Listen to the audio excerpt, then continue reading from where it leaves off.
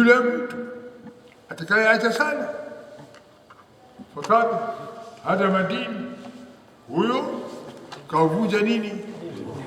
Dini. Na ikisema wale wana Israeli walikuwa kisali majumbani kwa sababu ya hatari ya Firaun na malaihim na wale wakubwa wa kundi alilokuwa nao, lakini katika hiyo Islamu ya Rasul sallallahu alaihi wasallam, salatu aljamaa, mambo ya kusali majumbani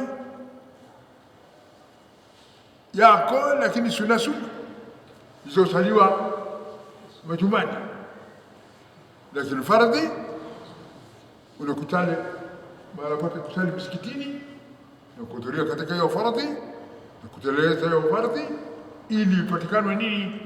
Jamaa. Ili ipatikane nini? Jamaa katika hiyo isha. Ndio waqimu sala, simamisheni sala tano. La, sio sala tano, bali simamisheni sala ya wakati huo waliokuwa wakisali namna ya kikwao. Wabashiri muuminin, na ewe Musa na Harun, bashiri muuminin, wape habari njema kwa wale walioamini imani kamili. Bashiri muuminin, wape habari nzuri kwa wale walioamini imani nzuri. Bashiri muuminin, wape habari ya furaha kwa wale walioamini imani kamili. Kwa inna Allaha ma'a alladhina ittaqaw walladhina hum muhsinun, Mwenyezi Mungu yu pamoja na wale waja wanaomcha na wale waja wanaotenda mazuri, wanaotenda mema, wanayaweka katika vitendo hayo ambayo ameamrisha Mwenyezi Mungu. Waqala Musa rabbana innaka ataita fir'auna wa mala'ahu zinatan wa amwalan fil hayatid dunya ربنا ليضلوا عن سبيلك ربنا أطمس على أموالهم واشدد على قلوبهم فلا يؤمنوا حتى يروا العذاب الأليم. موسى alikuwa na lake la kusema kwa Mwenyezi Mungu. Musa alikuwa ana lake anataka kumwambia Mwenyezi Mungu, nalo waqala Musa, Mtume Musa alisema, Rabbana, ewe Mola Muumba wetu, Rabbana, ewe Mola Muumba wetu, innaka, hakika bila shaka wewe Mola Muumba wetu, ataita, ulimpa Firauna, ulimpa Firaun wa malaahu, na watu wakubwa katika kundi lake, uliwapa nini? Zinatan, mapambo katika hiyo dunia, mapambo ya kimavazi katika hiyo dunia uliwapa. Zinatan, mapambo ya kimakazi uliwapa. Zinatan, mapambo ya kimajumba uliwapa. Zinatan, mapambo ya kiuhai umewapa. Zinatan, mapambo ya kimaisha uliwapa. zinatan, mapambo ya vyakula uliwapa wa Mwenyezi Mungu, ulimpa Farao na wakubwa wa kundi lake mapambo katika hiyo ardhi, wanaishi maisha mazuri kabisa ya kuwa wanayo nini, mapambo ya kupamba kwao maisha katika dunia.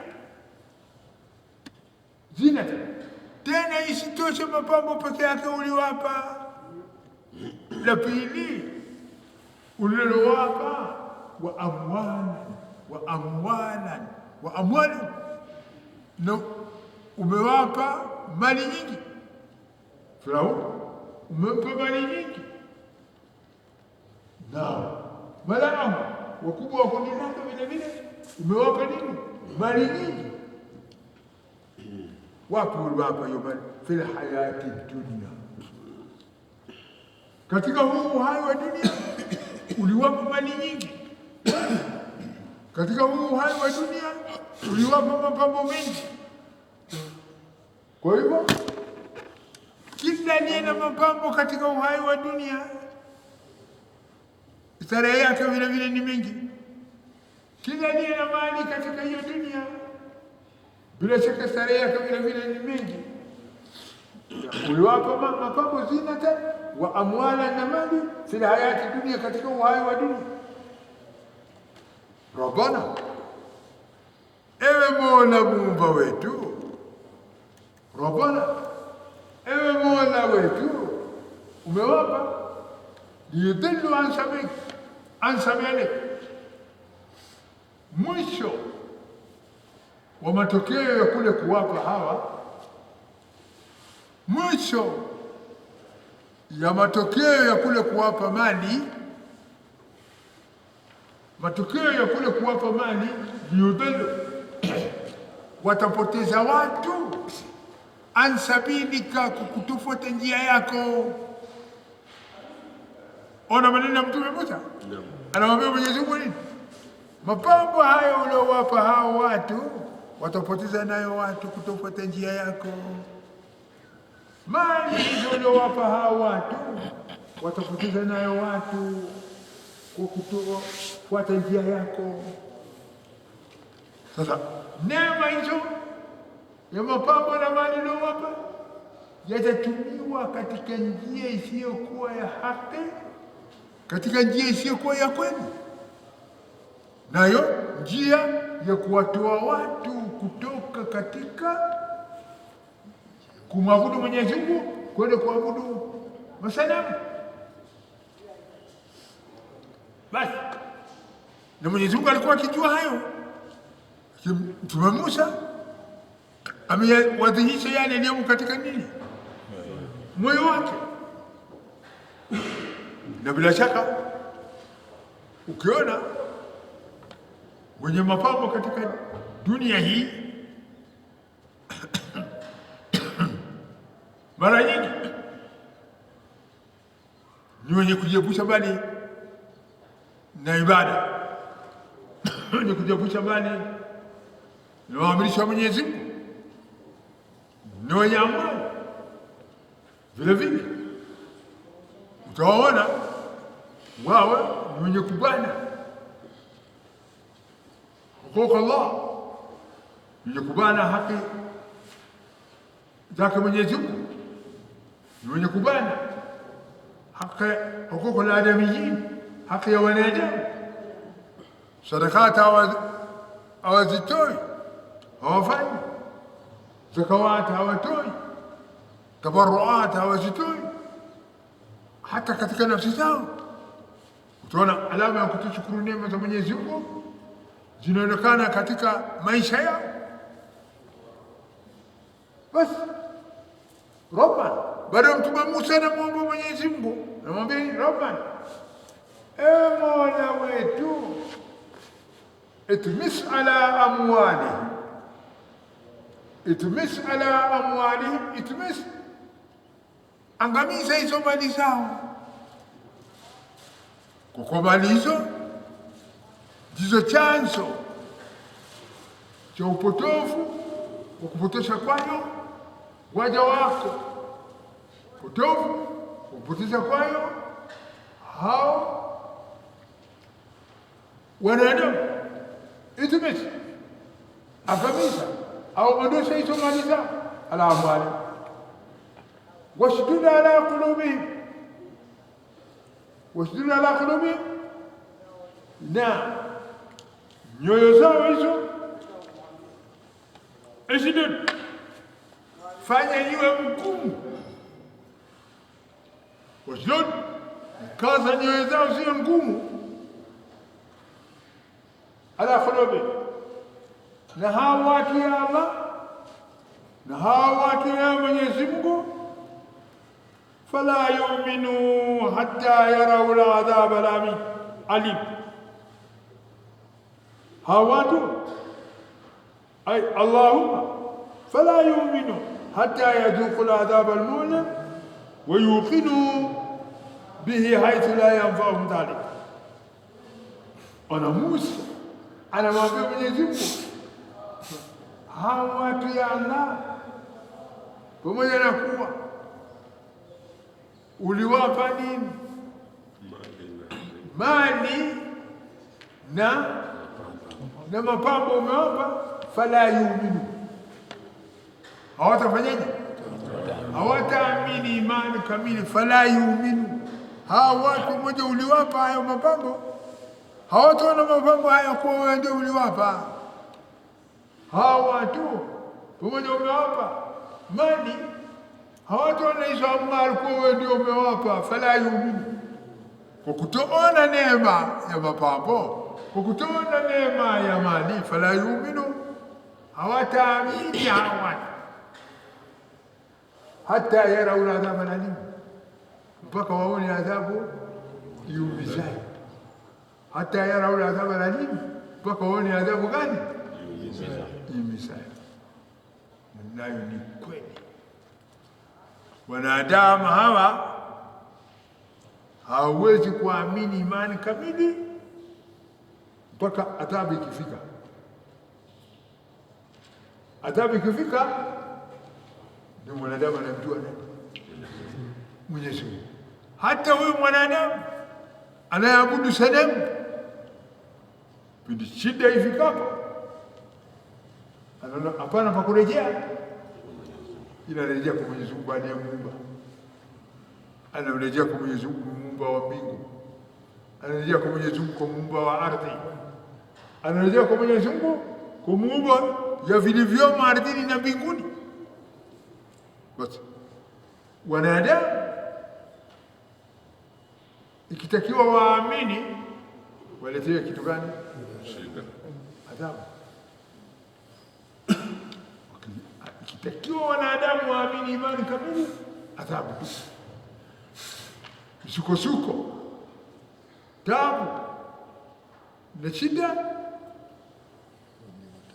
akili itarudi kwa lakini mwanadamu huyo akistarehe kidogo, mwanadamu akistarehe kidogo, akawa na mapambo kidogo, akawa ana vijipesa vidogo vidogo, tayari jeuri umeshamjaa, ukiburi umeshamjaa, ukanushaji umeshamjaa, upinzani umeshamjaa.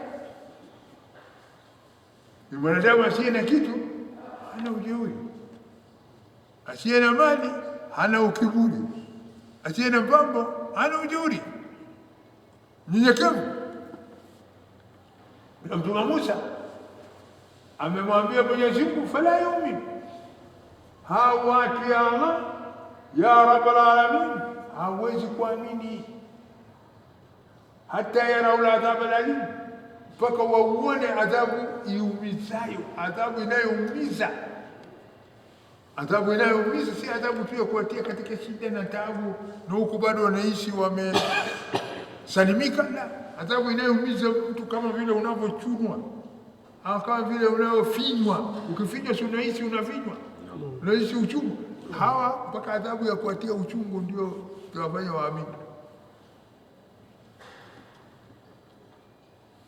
Qala qad ujibat da'watukuma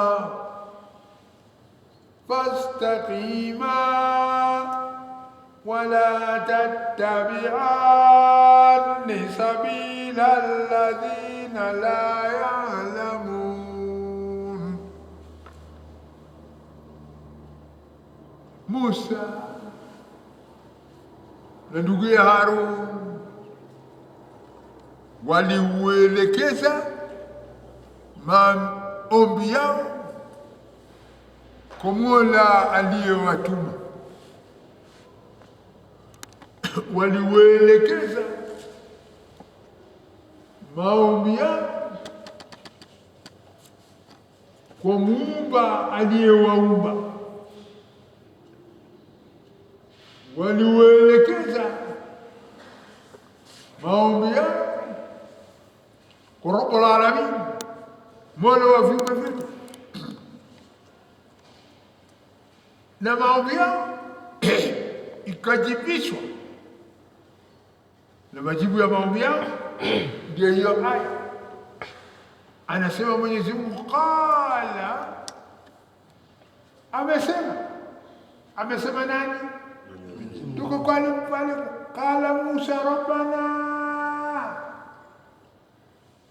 nini, innaka rabbana bwana Musa rabbana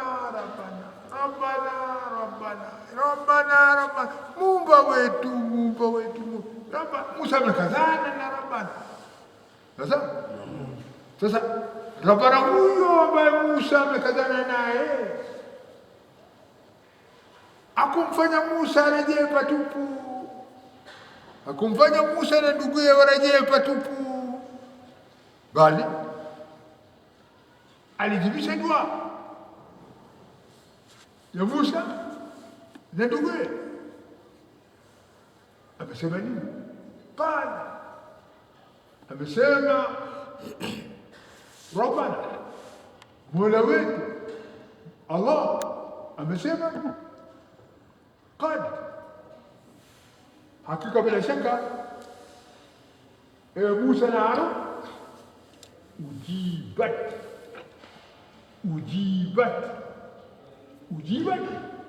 imekwisha jibishwa. Unaona nini? Ujibat imekwisha nini? Jibishwa. Imejibishwa nini? Ilijibishwa kitu gani? Da'watukuma, dua zenu zimekwisha jibishwa, zimekubaliwa. Maombi yenu zimejibishwa, zimekubaliwa. Amen, zimejibishwa, zimekubaliwa. Sasa lililoko kitu gani? Fastaqima,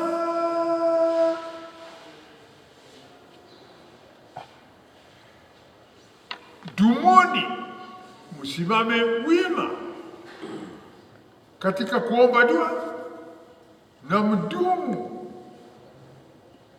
katika kuomba dua. Fastaqima, mthibiti katika msimamo huo mkiomba dua, mdumu mthibiti katika msimamo huo wa kuomba hiyo dua. Fastaqima, nyinyi wawili, wewe Musa na Harun, istaqima, thibitini imara, simameni wima katika kudhibiti kuomba hiyo dua. Wala tattabi'ani, wala nyinyi wawili msifuate sabila alladhina, njia ya watu wengi.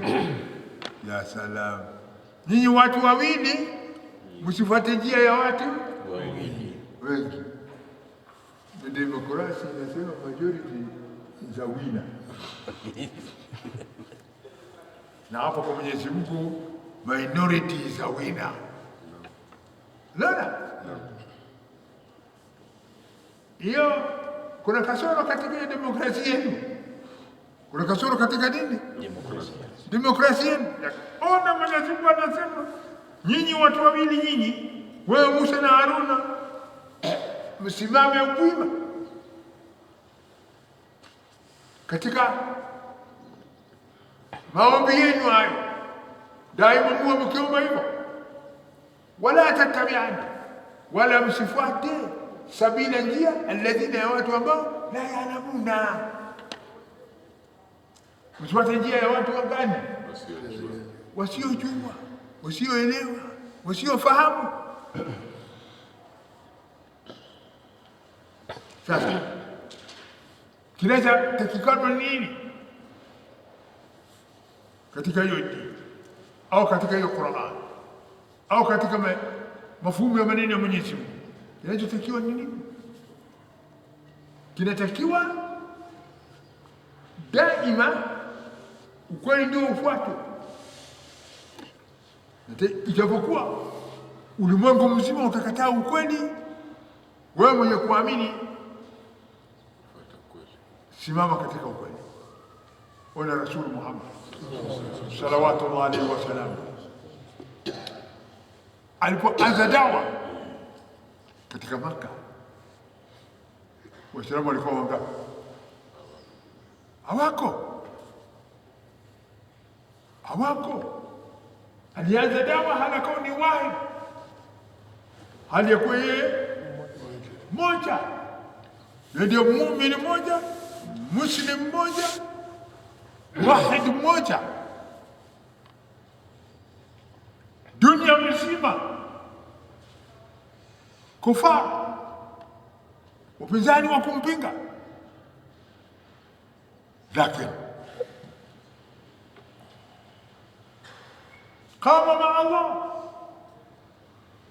istakama maa Allah, alisimama kumtegemea Mwenyezi Mungu, alithibiti kumtegemea Mwenyezi Mungu,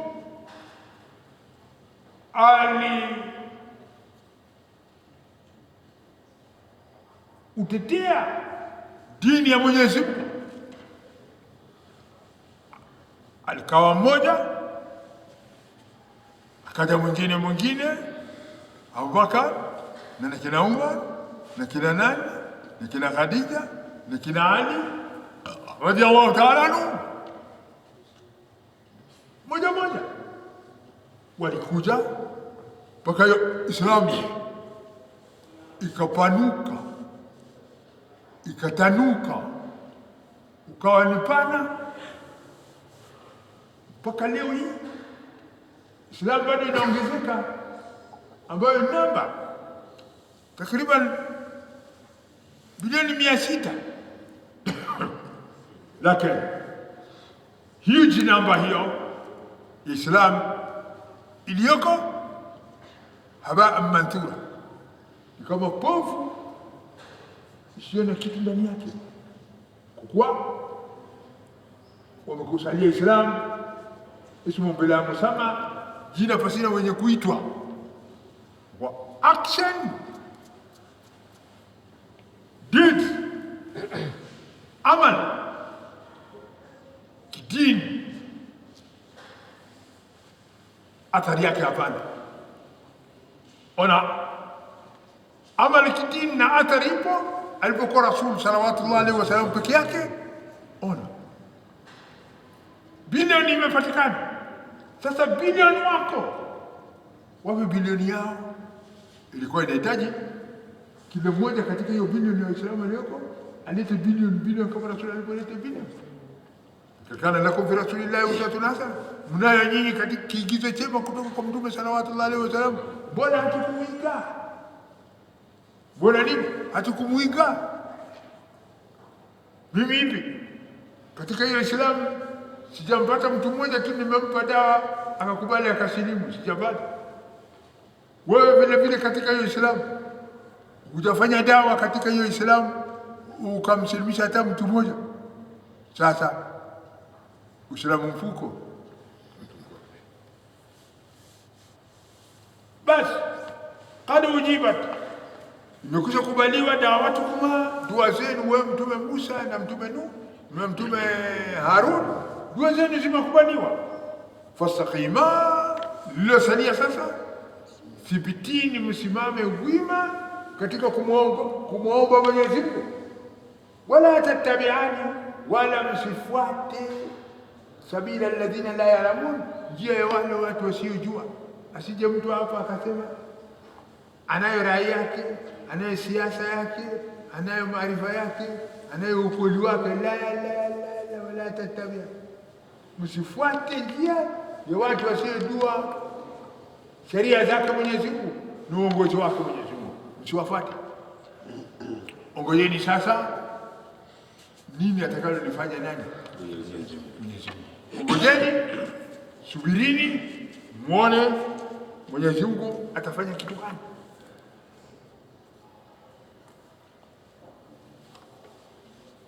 وجاوزنا ببني إسرائيل البحر فأتبعهم فرعون وجنوده بغيا وعدوا حتى إذا أدركه الغرق قال آمنت أنه لا إله إلا الذي آمنت به بنو إسرائيل وأنا من المسلمين.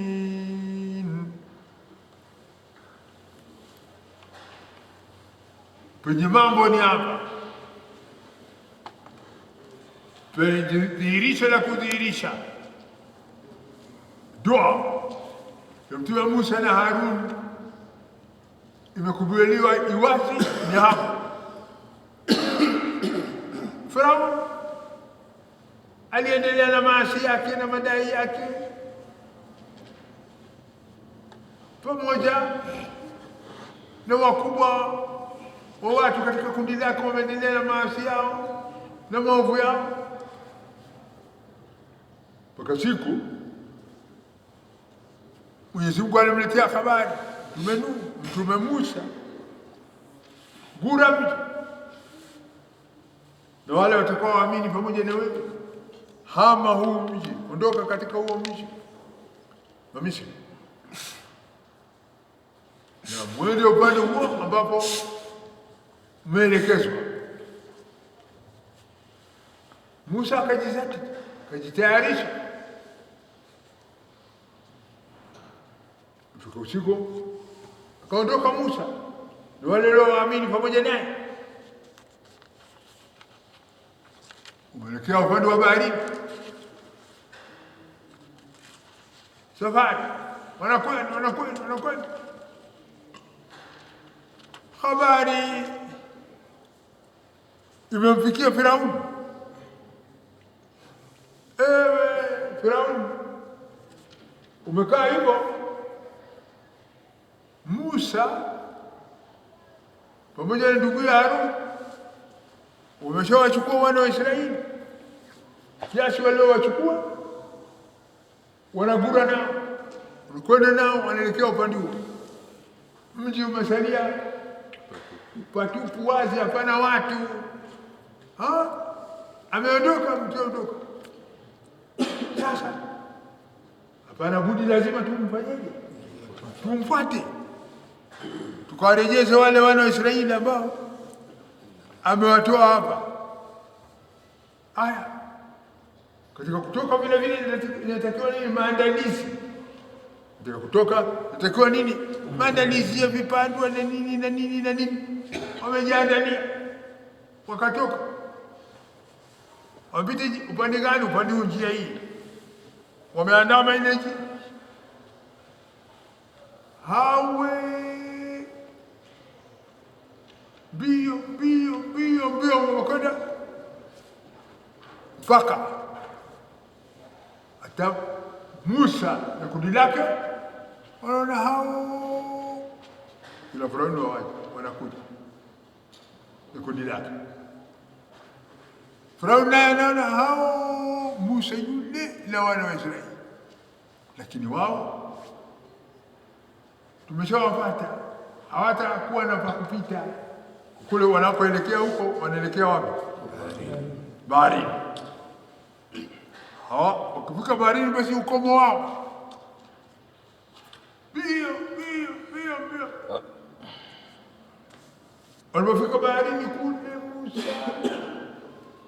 na wana wa Israeli na Harun, Mwenyezi Mungu akamletea wahi Musa, akamwambia nini? Anidrib bi'asaka al-bahr, hiyo fimbo uliyoko na mkono wako Musa, ichape nayo hiyo bahari. Famfalaka, bahari ikapasuka, ikawa wazi. Wakana kullu firqin katawdi al-adhim, ukawa kila upande wa maji imesimama kama mjabali kubwa. Ajabu ya maji kunini?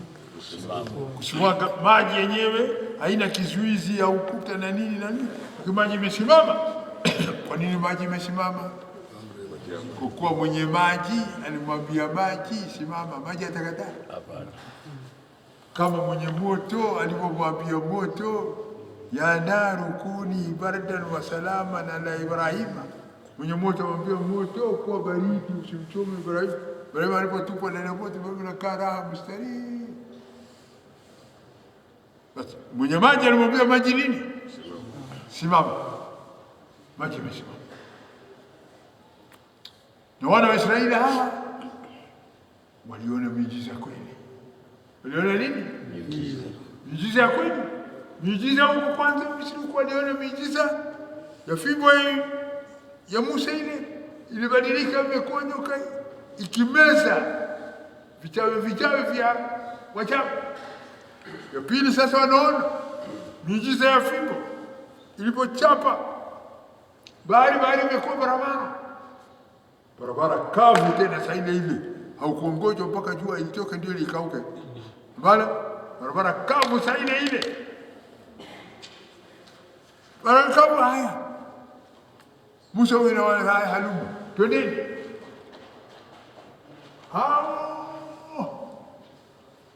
Kila Musa wameenda mpaka wakafika kivukoni upande ule wa pili.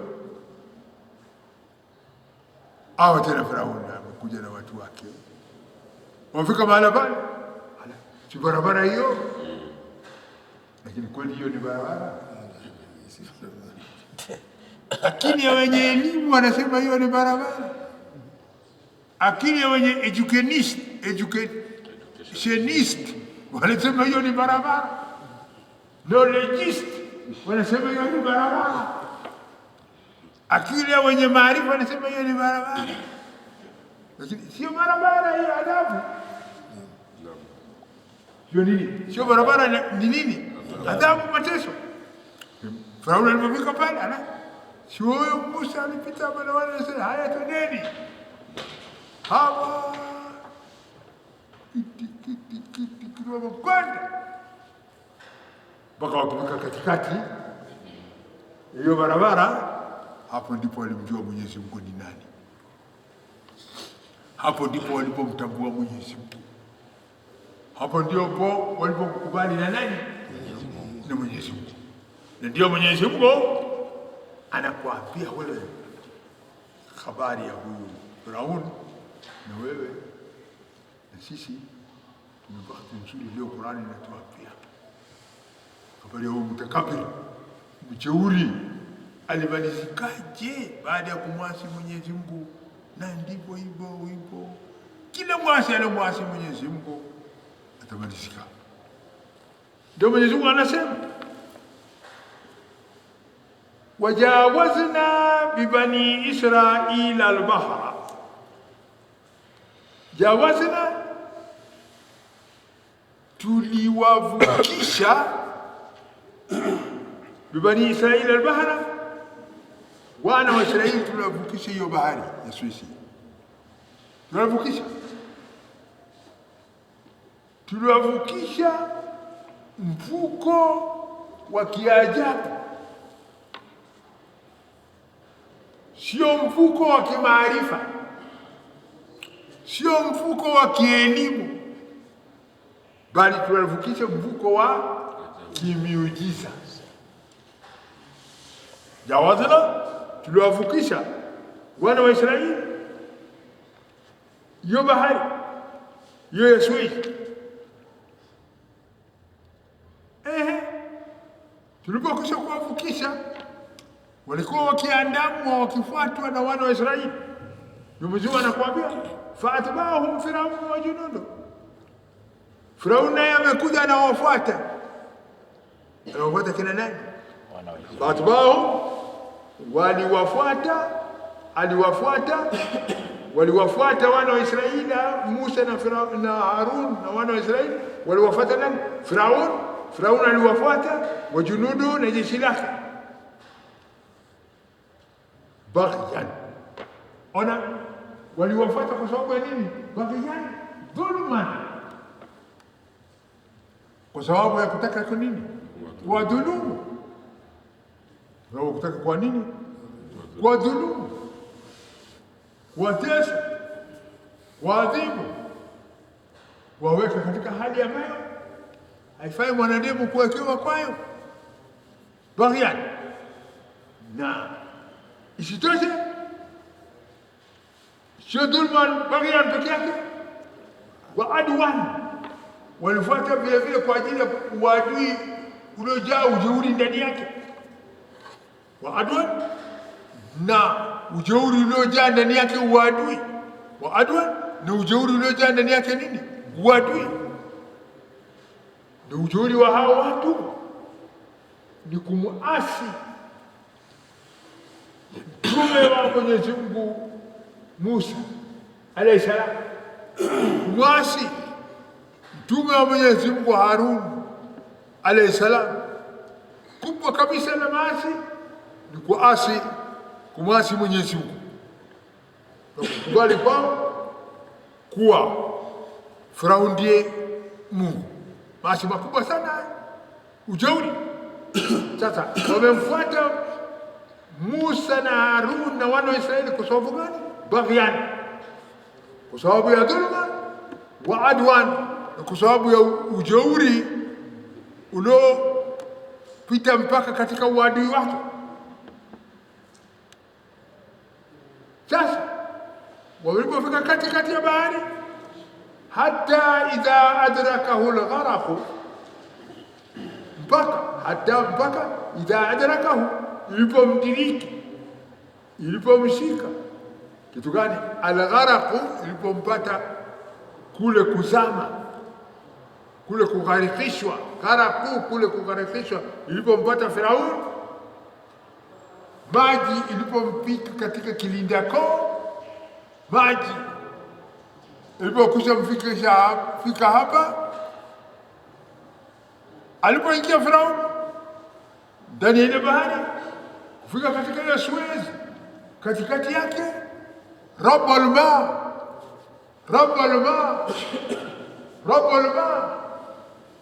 Muumba wa maji, mwenye kumiliki maji, alimwambia maji, rudi pale pako maji.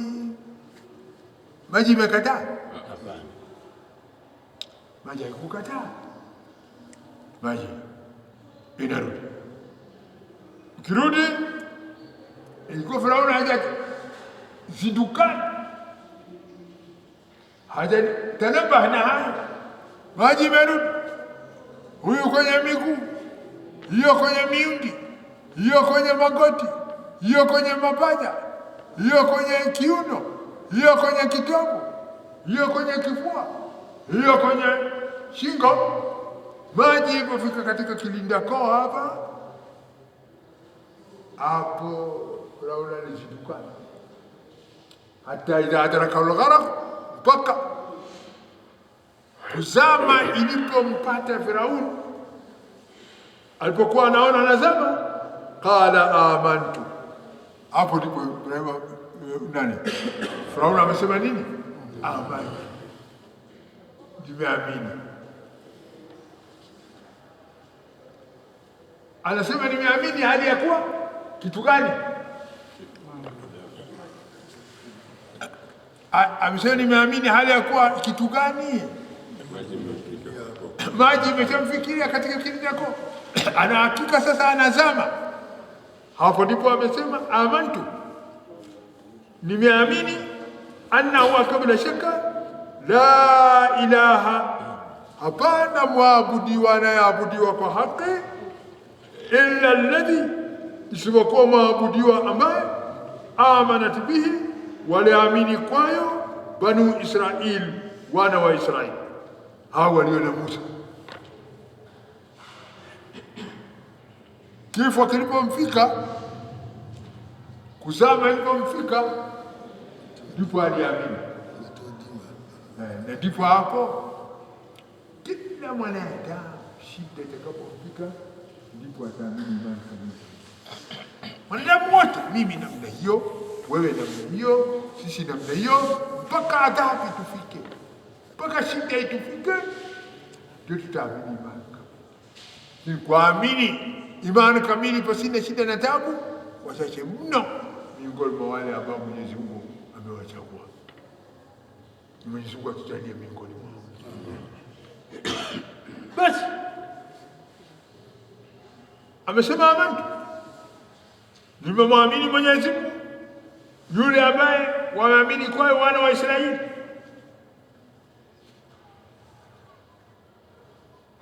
Nimekiri, nimesadikisha wewe Mwenyezi Mungu ndio Mola wa ulimwengu wote, walioamini kwayo wana wa Israeli. Wa ana minal muslimin, na pale anapozama ndio anasema mimi ni miongoni mwa watu wa Israeli. Anapokufa mtu ndio anasema mimi ni Muislamu. Anapozama mtu ndio anasema mimi ni Muislamu. Adhabu ya Mwenyezi Mungu ndio anasema mimi Muislamu. Sasa maneno haya yatakubalika? Haya, tutazame Mwenyezi Mungu anajibisha nini. Al-ana waqad asaita qablu wa kunta minal mufsidin.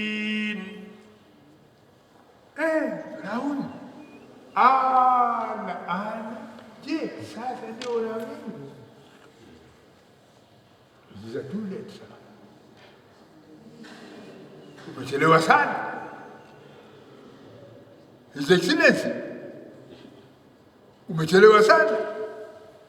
His Eminence, umechelewa sana. Sasa ndio unaamini? Baada ya kushafika adhabu yetu ndio unaamini? Baada ya kushafika mateso yetu ndio unaamini? Baada kwa kuamini sipo hapa. Baada kwa kuamini ilikuwa kabla bahari haijateremka gani, haijapikwa. Kabla bahari haijapikwa, haijachapwa, ndipo ilikuwa mahali pa kuamini. Sawa? Ndio mahali pa kuamini. Lakini ana sasa ndio unaamini Firauni? Wende kumalizika ndio waamini? Wende kufa ndio waamini? Imani hiyo si sawa. Imani hiyo ina kasoro. Kasoro yake nini?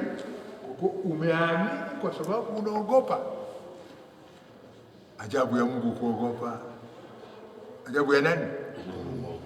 Kuogopa. Na Mwenyezi Mungu amesema nini? Wala yakhafu uqbaha. Mwenyezi Mungu haogopi mwisho ya adhabu yake atakayotoa yoyote, atalaumiwa, atafanywaje, haogopi Mwenyezi Mungu. La yakhafu uqbaha. Mwenyezi Mungu anasema mimi siogopi. Huyo anasema haogopi, utakaribia naye? Anasema mimi sikuogopi wewe, utakuja kwake? Utakuja kwake. Hata mwanadamu mwenyewe, wewe usinichezee, mimi sikuogopi. Ana nini huyu? Bwana amesema hivi. Ana kitu. Wewe ukinichezea, sikuogopi wewe. Atashtuka. Basi wala yakhafu uqbaha. Mwenyezi Mungu haogopi mwisho ya kile jambo, haogopi. Sasa ndio Firauni naye anafanyaje? Ana sasa ndio anasema nini? Amantu Rabbi Musa wa Harun, naamini kwa Mola wa Musa na Harun. annahu la ilaha, hakuna shaka hapana mwabudiwa wa haki illa alladhi, isipokuwa huyo ambaye amanat bihi banu Israil, wameamini kwayo kwake wana wa Israeli. Wa ana min almuslimin, na sasa mimi ni miongoni mwa wenye kusilimu, wenye kunyenyekea kwa Mwenyezi Mungu, miongoni mwa wana wa Israeli waliofuata amri ya Musa na Harun. Mwenyezi Mungu ana sasa ndio unaamini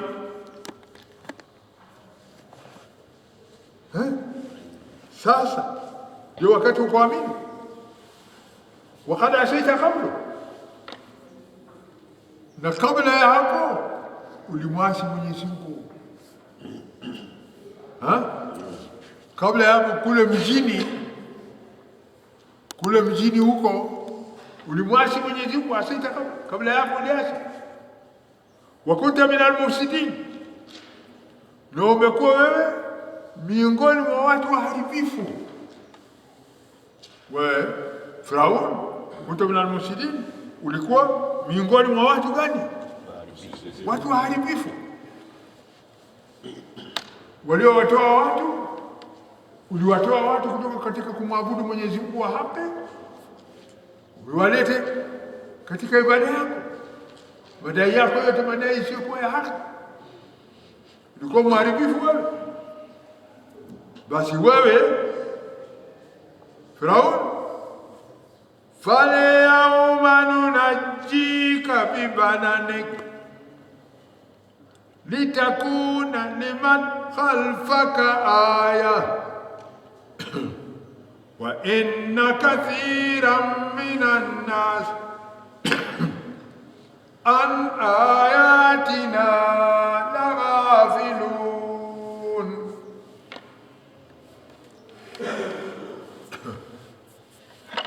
Mwenyezi Mungu anamwambia Firaun, aliyama leo nunajika, tutakuokoa kwa kukutoa baada ya kukugharikisha. Aliyama leo nunajika, tutakuokoa baada sisi kusha kugharikisha ukafa. Hatutakuacha baharini samaki wale nyama yako. Nunajika, tutakuokoa baada wewe kusha kunywa maji mengi, ukafura, ukawa mkubwa, na maji kilichofura azamishi kitu kilichofura aja almufuku moyo magikeri tete ka futubol ni katete na futubol gigeli fo kitu kilichofura maji hazamishi. Sasa wewe ukisha kunywa maji Firaun ukafura, maji itakufanyaje? Itakutoa kwenye bahari, itakufanya unaelea juu ya maji. Sawa? Unaelea juu ya maji. Ndio ndugu alikuwa na msemo wao, anasema nini? Bahari magapo litafata binadamu. Lakini ajabu litakuwa ni vitu kumaru kala. Sawa? Basi ndio Mwenyezi Mungu anamwambia Firaun, utakufa sasa. Na ukishakufa bila shaka utakunywa nini? Maji. Na hiyo maji ukinywa itajaa wapi? Tumboni mwako. Tumbo ikijaa utafanyaje? Utafura. Kwa mambo nini wewe? Utafanyaje? Utafura. Na ukifura maji itakuelea juu ya maji, utaelea juu ya maji namna hiyo.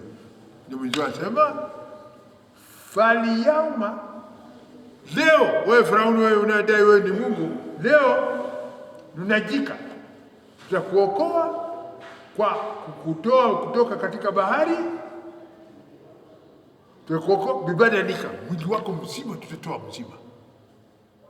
mwili wako mzima baada umeshagharikika, utautoa tueleze katika nchi kavu. Sasa tueleze wapi? Katika nchi kavu tutautoa. Bibadilika mwili wako mzima utatoa. Kwa nini? For what reason? Kwa sababu gani tutoa mwili wako? Litakuna ili wewe uwe, litakuna ili wewe uwe, litakuna ili wewe uwe liman, kwa wale watu, liman, kwa wale watu khalfaka, watakao kuja nyuma yako. Wewe uwe kwa wale watu watakao kuja nyuma yako, uwe nini? Ayatan, uwe zingatio la kuzingatiwa. Uwe nini? Zingatio la kuzingatiwa, fikira ya kufikiriwa. Watu waje wafanye research juu ya hali yako, watu waje wafanye utafiti juu ya hali yako. Huyu mtu alikuwa namna gani? Alikuwa mkorofi namna gani? Alikuwa mkaidi namna gani? Alikuwa mjeuri namna gani? Alifariki namna gani? Alikuwa akidai kitu gani? Amedai yeye ni Mungu. Sasa Mungu gani aliyefariki? Sasa ni Mungu gani aliyekunywa maji? Sasa Mungu gani huyo ambaye amelazwa juu ya udongo? Hayo yote tumefanya ili hao watu wanaodai Mungu wajua wao si wa Mungu, na wale wa Israeli waliodai uliodai kwa wewe ni Mungu, wahakikishe kuwa wewe si nani? Si Mungu. Kwa hapana Mungu anaye fariki, kwa hapana Mungu anaye nini? Anaye fariki. Na kweli Farao alifariki, alifura, Mungu kamtoa baharini, kamtupa nje ya bahari, Mungu kamtoa nje. Basi tunajika, tutakuokoa leo kutoka baharini kwa mwili wako isiyokuwa na roho, litakula liman khalfaka aya, ili uwe zingatio kwa wale watu watakao kuja baada yako, kwa wale majeuri watakao kuja baada yako, kwa wale wa kiburi watakao kuja baada yako. Ndio tumekutoa uwe namna hiyo. Na hayo qala Ibn Abbas, mufassir wa Qur'ani, Ibn Abbas amesema inna ba'da bani Israil shakku fi mauti Firaun, baadhi ya wana wa Israeli waliweka shaka katika kifo cha nani? Firaun. Mungu hufa? Huyu aliyekufa si Mungu, si Firaun, labda mtu mwingine. Walitia shaka katika kifo cha Firaun, shakku fi mauti Firaun. Faamara Allahu al-bahra, tazama Mwenyezi Mungu alisema, inasema faamara Allahu al-bahra, Mwenyezi Mungu aliamrisha bahari ayulqiyahu bijasadi sawiyan, amtupe nje bahari, amtupe Firauni nje sawa sawa, isikatike kitu katika mwili wake, isikosekane kitu katika mwili wake, sawia bijasadi sawi, bila ruhi, tena itupwe mwili pasina roho. Kwa nini? Yatahaqqaqu, ili wapate kuhakikisha kweli ni Firauni. Yatahaqqaqu, ili wapate kuhakikisha kuwa huyu ni kweli Firauni, huyu kweli ni Firauni.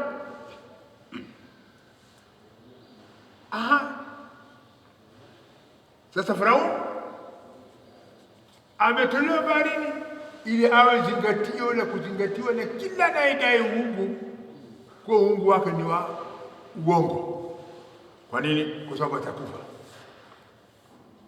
Sawa? Kila aliyedai yeye ni Mungu, uongo, uungu wake utamalizika. Wa inna kathiran minan nasi, anasema Mwenyezi Mungu, bila shaka wengi miongoni mwa watu,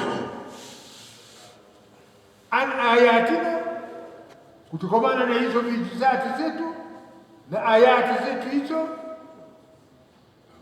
la ghafilun, ni wenye kughafilika, hawana fikira nayo, hawafikiri kwayo.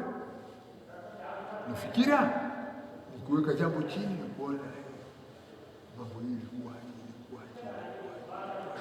Lakini huyu Muislamu aliyeko sasa hanazingatiwa kufikiri ilikuwaje. Anataka tu asikie nini? TV, radio, video, kase, kaberero, kolelero, basi. Hayo ndio yenye umuhimu kwake, hayo ndio yenye muhimu kwake. Kwa hivyo mughafala walionayo watu kwa upande wa ayati zake Mwenyezi Mungu ni kosa kubwa. Kughafilika watu ni kutozingatia maneno ya Mwenyezi Mungu katika hicho kitabu chake Mwenyezi Mungu, yaani Qur'an. Hiyo ni kosa kubwa. Sasa ilikuwa inatakikana tukae namna hiyo, alafu soma aya moja, alafu kila mmoja anasema juu ya hiyo aya, unafikiri nini juu ya hiyo aya? Kama vile wa inna kathiran nasi ana ayatina la, wengi miongoni mwa watu katika ayati zetu la ghafilun ni wenye kughafilika. Haya, umefahamu nini? Mpaka mmoja asema kweli tumeghafilika. Tukikaa tuzungumze maneno ya Qur'an, tukikaa tuelewe maneno ya Qur'an, tukikaa tufahamu maneno ya Qur'an, kila mmoja aseme. Hapo ndipo inapatikana nini? Kuzingatia maneno ya Mwenyezi Mungu na kurejelea maneno ya Mwenyezi Mungu katika uzungumzi. Katika nini? Katika uzungumzi. Inshallah tumwombe Mwenyezi Mungu atuwafikishe tuwe ni ahlul Qur'an, wasomi wa Qur'an, wenye kushughulika na Qur'an, na Qur'an iwe ndio mwongozo kwetu, na tufikishe mpaka tufike kwa Mwenyezi Mungu, hali ya kwa Mwenyezi Mungu yuradhi na sisi. أعوذ بالله من الشيطان الرجيم. بسم الله الرحمن الرحيم. فما آمن لموسى إلا ذرية من قومه على خوف من فرعون وملئهم أن يفتنهم وإن فرعون لآل في الأرض وإنه لمن المسرفين. وقال موسى يا قوم إن كنتم آمنتم بالله فعليه توكلوا إن كنتم مسلمين. وقالوا على الله توكلنا ربنا لا تجعلنا فتنة للقوم الظالمين ونجنا برحمتك من القوم الكافرين. وأوحينا إلى موسى